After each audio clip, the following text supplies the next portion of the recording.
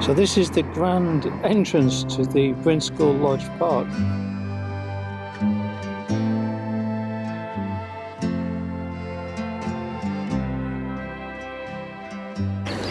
Hi folks, so today we're in a place called Brinscall, which is about 5 miles north of Chorley, and as it's kind of connected to Chorley, that gives me the opportunity to have Chorley cake at my lunch break.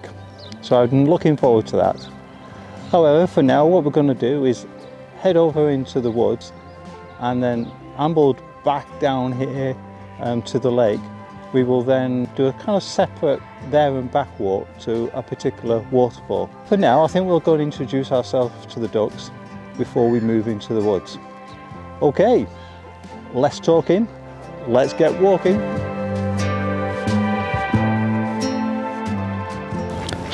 Well, as it says here, welcome to Lodge Bank, Brinscall. Yeah, very useful sign. I should probably swat up on this. So here's the lake, or the lodge as it's referred to. The word lodge usually is associated with water bodies that would be the supply water for a mill. And I do know there was a cotton mill in this particular area. Right, we now need to move on and start doing our walk. That would be the route you would take to go to the waterfall. But we're going this way for now, up Well Lane.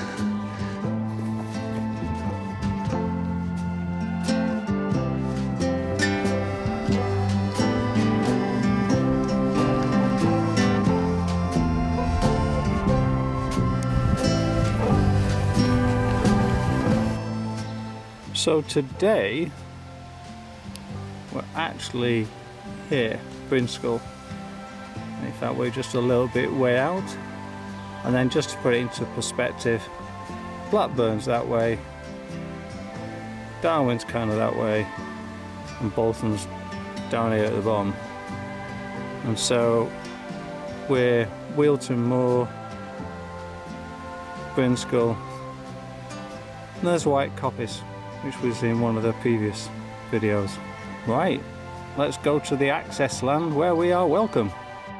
So Hatch Brook Waterfall emanates from this stream here, which has obviously come down from the moors,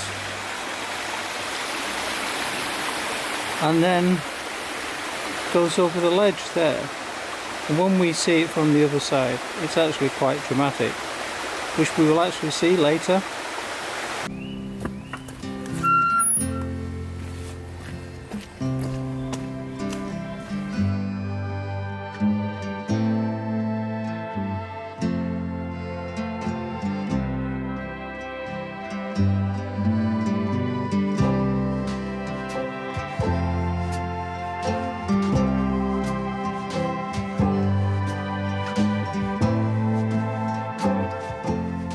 So when I first came into Wheelton Plantation, I was actually surprised at the number of buildings that were here. I later discovered that they were farmsteads, and there's probably 20 or 30 of them dotted throughout the woods. And of course what I found was that they were actually here before the woods were, and once they was abandoned, then the forest was planted. Brinscall actually originated from, or was originally, a farming community, and a relatively small one.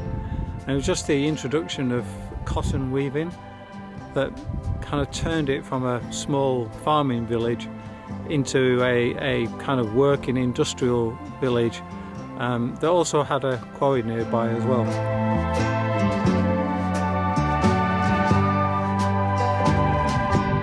Well, this looks like an interesting building.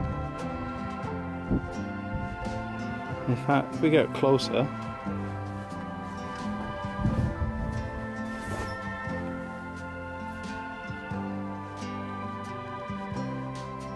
yeah, looks like it might be styles of some sort. Maybe you keep your castle here.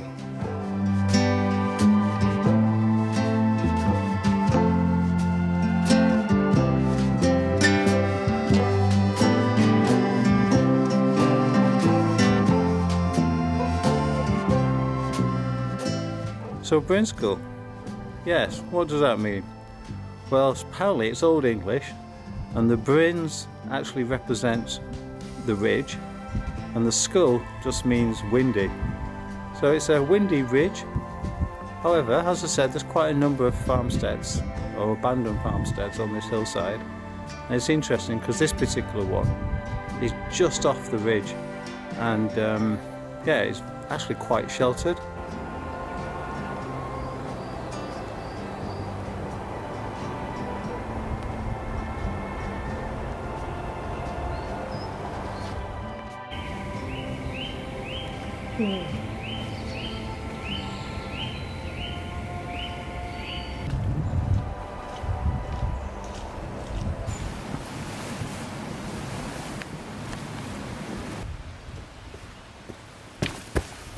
So alongside me now is the Goit, and that's how it's named on the map.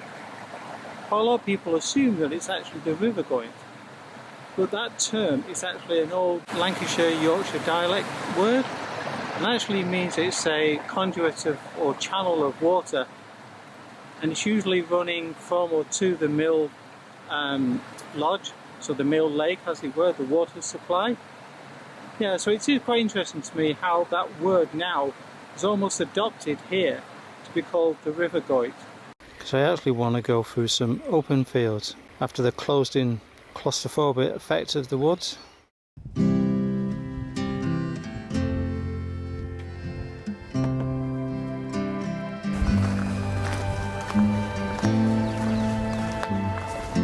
This is unusual, I don't understand the crossbeam. I'm sure it's there for a purpose.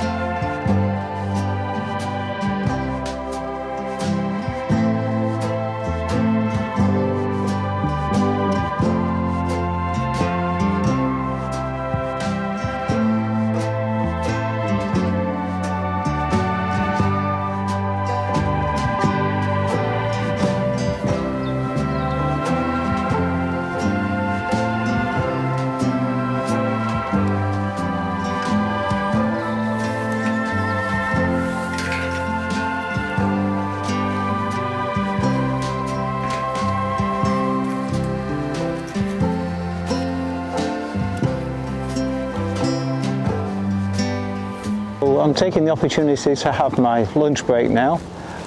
As I mentioned before, I'm having chorley cake, which is something quite particular to Lancashire, and as you can see, it's like a short crust pastry and currants in the middle, and obviously it was flattened in this way and makes it very easy to transport, take with you to the cotton mill or to the quarry.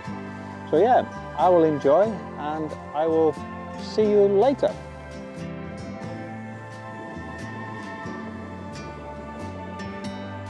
Hard to believe, but this stream, I'm struggling to actually get onto the picture because it hardly exists. It can provide quite a dramatic waterfall called Hatch Brook Waterfall.